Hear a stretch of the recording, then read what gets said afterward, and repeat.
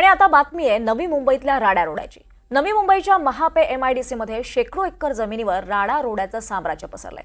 हा राडा रोडा नेमका कुठून येतो, तो आणण्यासाठी टाकण्यासाठी कुणाची परवानगी आहे की नाही याचा कोणालाही थांगपत्ता सापडत नाही। महापे एमआयडीसीतल्या गौड बंगालाचा पाहूयात खास ग्राउंड रिपोर्ट।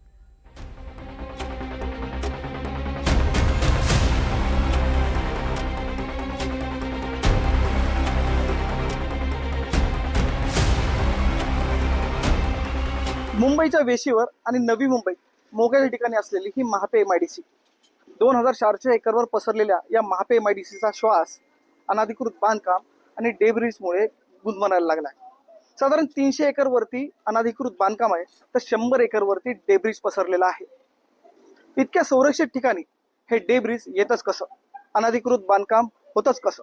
इथले झोपडपट्टी माफिया किंवा झोपडपट्टी दादा हे कोणाच्या वरदहस्ताखाली काम करतायत, ह्या संदर्भातला एनडीटीव्हीचा हा स्पेशल ग्राउंड रिपोर्ट।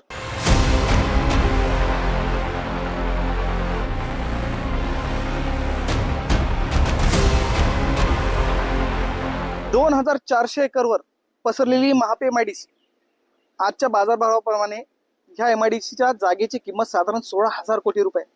असं महत्त्वाच्या आणि मोक्याच्या ठिकाणी असलेल्या या एमआयडीसीच्या जागेवरती खूप मोठ्या प्रमाणावरती डेब्रिज डंप केलं जात आहे, तेही अनाधिकृतरित्या।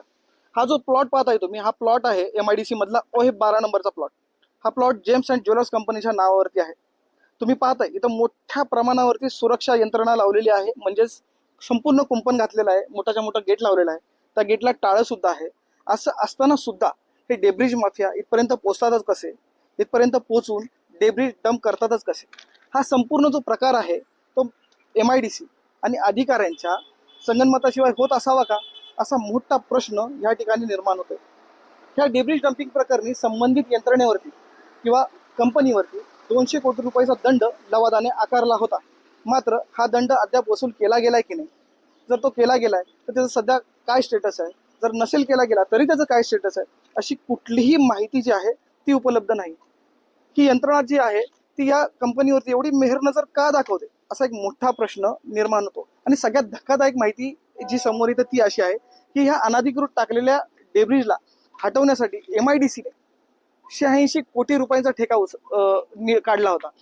जर 86 कोटी रुपयांचा ठेका काढलाय तरी हे डेब्रिज अजून इथं काय करतंय, ते उचललं गेलं की नाही, की नव्यानं आणून टाकलं गेलंय, असे कुठल्याही प्रश्नांची उत्तरं यांच्याकडून मिळत नाही।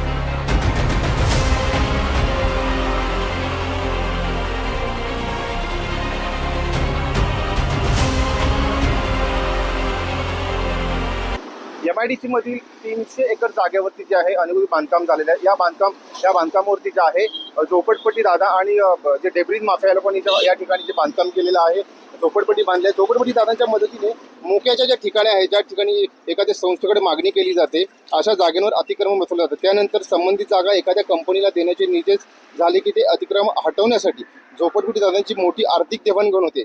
त्यानंतर ती जमीन रिकामी केली जाते। या सर्वात मोठा प्रश्न असा आहे की शासन स्तरावरची माहिती लोकांपर्यंत पोहोचते कशी, अनधिकृत बांधकामाला वीज पाणी पुरवठा होतोच कसा, ही क्रोनॉलॉजी पालिका आणि एमआयडीसी प्रशासनातील अधिकाऱ्यांकडे जे आहे संस्थेची सुई दाखवते। ही आमच्या मनातून आलेली थिअरी नाही, तर या परिसरात काम करणाऱ्या काही सामाजिक संस्था आम्हाला याबाबत माहिती दिली आहे। त्यांनी याबाबत कॅमेऱ्यासमोर बोलणं येणं टाळलं आहे, कारण त्यांचं म्हणणं आहे की याच्यामुळे आमच्या सुरक्षेला किंवा आमच्या जीवाला धोका निर्माण होऊ शकतो।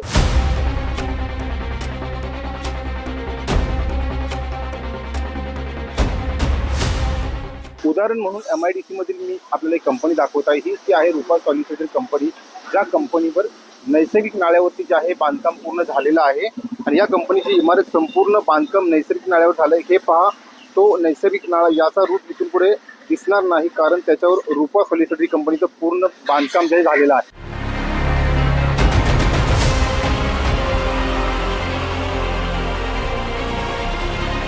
माझ्या पाठी आपण बघू शकता, हीच आहे ती रूपा सॉलिसिटर बिल्डिंग आणि या बिल्डिंगचे वरती 7 माळ्या आणि अंडरग्राऊंड जे आहे 3 माळ्या असं बांधकाम करण्यात आलेलं आहे। नियमानुसार एमआयडीसी मध्ये भागामध्ये अंडरग्राऊंड बांधकामाला परवानगी नाही, कारण आग लागली तर आग विझवता यावी, सहज सर्वत्र पोहोचता यावी, यासाठी असं काही करता येत नाही। मात्र इथे सर्वच नियम पायदळी तुडवले आहेत। या कंपनीला फायर युनिसी MIDCने दिलेली नाही. शिवाय रूपा सॉलिड्स ही कंपनी MIDC IT कंपनी म्हणून रजिस्टर असताना इथे वेगळंच काम चालू आहे.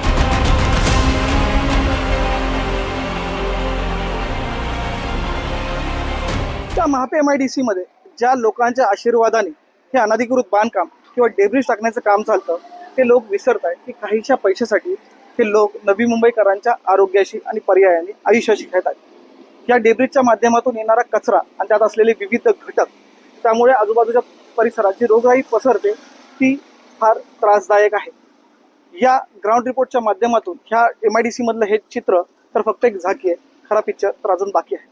माझा सहकारी राहुल कांबळेसह मी योगेश माने, NDTV मराठी, नवी मुंबई.